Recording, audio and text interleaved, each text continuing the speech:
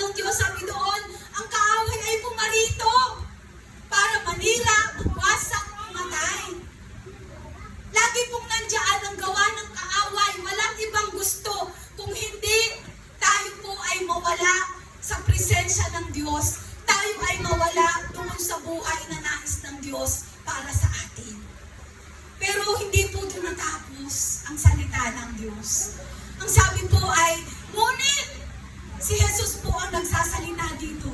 Ako ay naparito upang magbigay ng buhay na ganap. Alam niyo po, ang rema po dito sa buhay ko, kahit may ginagawa ang kaaway, hindi po yung tumitigil eh.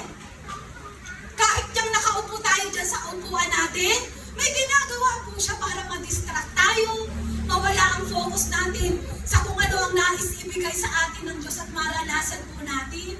Pero mas malaki po, mas makita po natin yung letter B, kung saan ang sabi ng kanyang salita, ngunit ako ay naparito para magbigay ng buhay.